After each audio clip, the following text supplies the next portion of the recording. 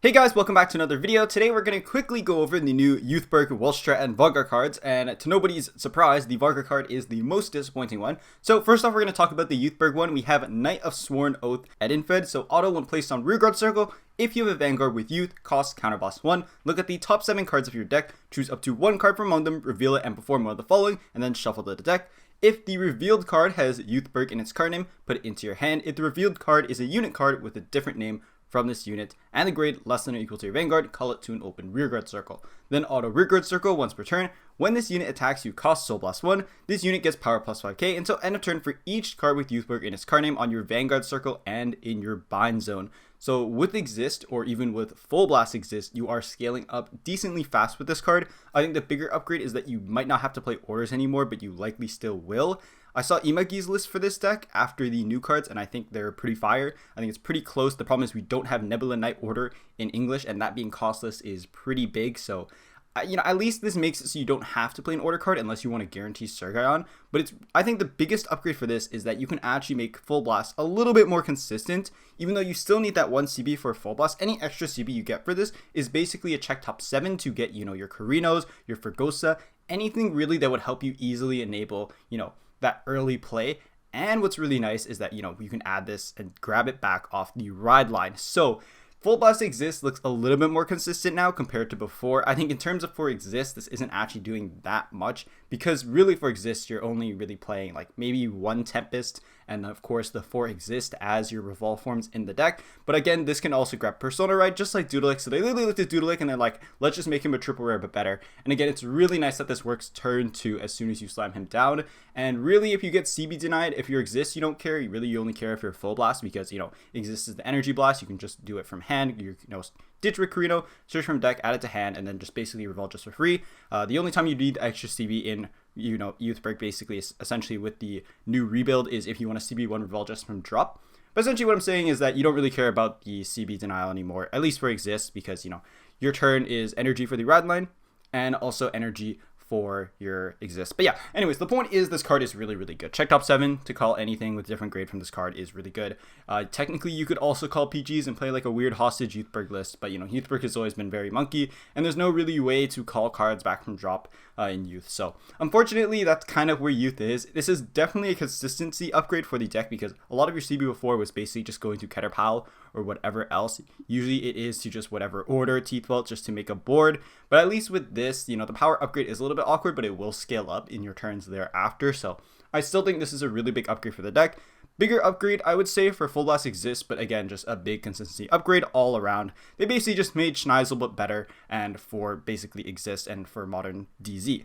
So next card to talk about is Knight of Breaking War, Beslutein, and so he's basically a maple for the deck, so auto and drop when your grade 3 greater Vanguard with Youthberk is placed during your right phase. If you do not have a rearguard with the same name as this card, cost Soul Blast 1, call this card to rearguard circle, and he also gets additional shield, so continuous rearguard circle, guardian circle. If you have a grade 3 greater Vanguard with Youthberk in its card name, this unit gets power plus 5 and shield plus 5. If your bind zone has a card with Youthberk in its card name, it also gets power plus 5k, and also active during your opponent's turn. So what's really, really nice is this thing is 20k on your opponent's turn, which kind of matters in some matchups, like let's say against like Heart Luru with Shark, it won't swing solo into this. But the bigger thing is it's a reoccurring 10k shield, and I think that's really, really nice for Youthberk. It's also amazing, of course, that it uses Soul instead of using Energy or Counterblast, because those are a little bit more tight in the deck. So honestly, a really, really good card. I think you'll definitely want to play at least 2 of this. Usually that's what you'll see for Maples, but also like it's basically a free attacker. So between this and the grade 2, you have your full front row setup, and really all you have to do is set up your back row after that. So yeah, Soul Blast 1 essentially for a free 10k shield on your board is really good. And again, his power is also amazing, plus 10 essentially, so he's a 20k beater. If you restand him, he'll be getting plus 10 from Exist or whatever, and then that's not even including triggers and boosts, so he'll scale up very, very fast to numbers that feel very unguardable, which is kind of what Exist is doing. But yeah, I think this card really helps solidify kind of the reoccurring shield. This will basically save you hand card every turn if you are reoccurring it every time, and you do have the soul because of Karina and other cards. It's not too big of a problem unless you're playing this with the new grade 1 we'll get to in a second, which eats up a lot of soul very fast. And then, you'll also have your other side with the new grade 2 or Teethwelt, whatever you want to play that is in the other column that's really big and getting that restand and the power. So again, just an amazing card, I think, for Youth not exactly what the deck needed, but still a very big upgrade all around. Oh yeah, one more thing I want to note with Beslutein, in case it's not obvious or for new players, because it's during ride phase, this will not activate from revolve form, obviously. So basically you pitch this when you ride up to grade 3, this will go on standby, you resolve your ride line, whatever else, call this guy out, probably not grab him off the ride line, because again, you want to call him out to board, and then of course on your persona ride turn, he'll basically come back. So that's what I mean by reoccurring shield, in case that wasn't obvious to, people who haven't played the game for a while or are new to standard.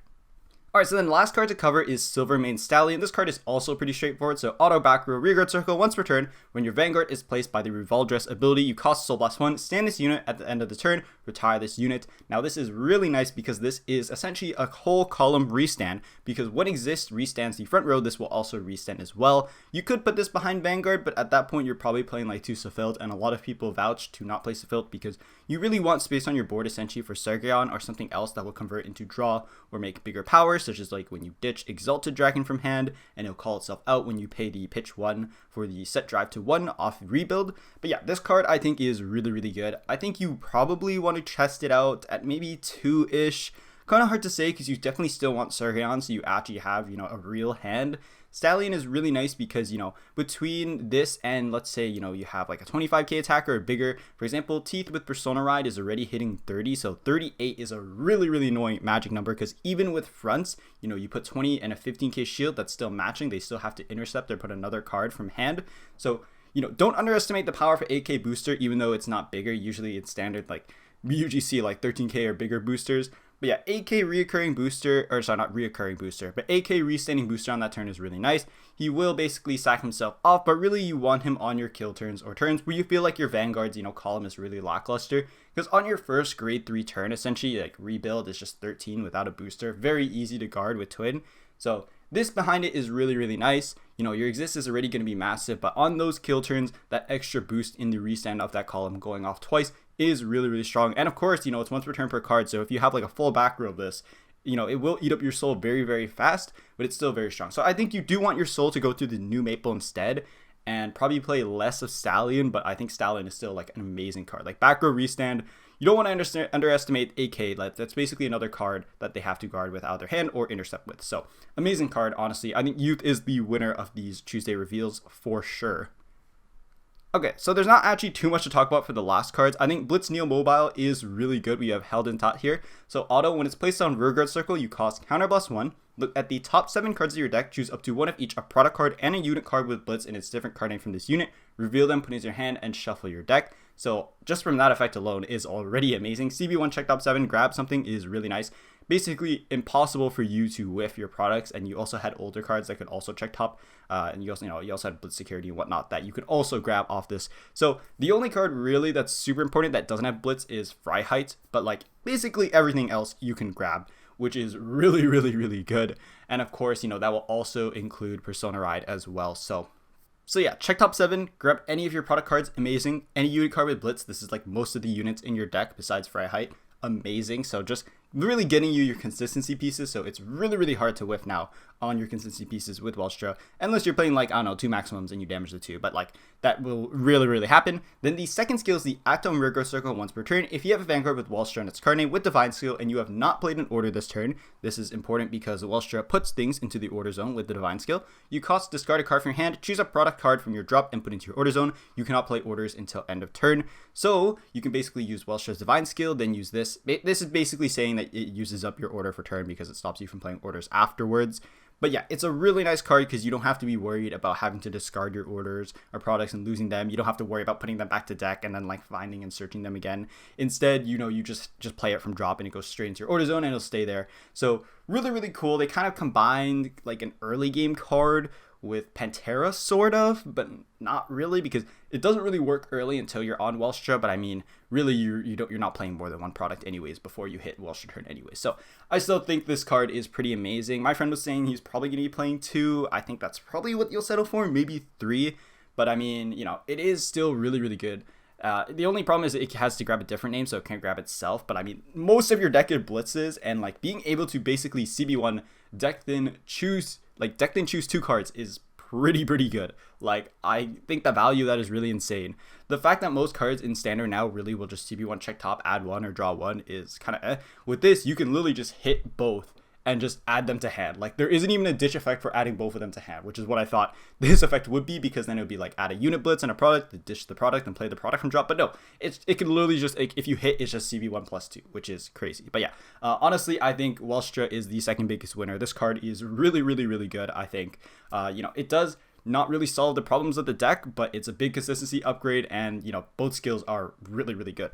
So the other card to talk about is Capable Mechanic Fafil. This card's kind of a throwaway as a rare, but maybe it'll see some use. So auto, when placed on rearguard circle, you check the top 3 cards of your deck, choose up to 1 product from among them, reveal it, put it into your hand, put the rest of the cards on the bottom. So I guess you'll know stack, not like you'll ever reach stack, but you basically get a free product from the check top 3 gamble. And then when it attacks, if your Great 3 or greater product was operated this turn, it gets +5 until end of battle. So really the utility you're getting from this is pretty much attacking with it. You know, reusing the on place again once you bounce it back to hand off Reliant, which is pretty cool. You could already do that with the, you know, Grade 2 that we just looked at, the new Blitz card. But yeah, you know, kind of a throwaway rare, but, you know, maybe it'll come up, but you're probably, you know, don't have space. Like, the space in Welstra is so tight.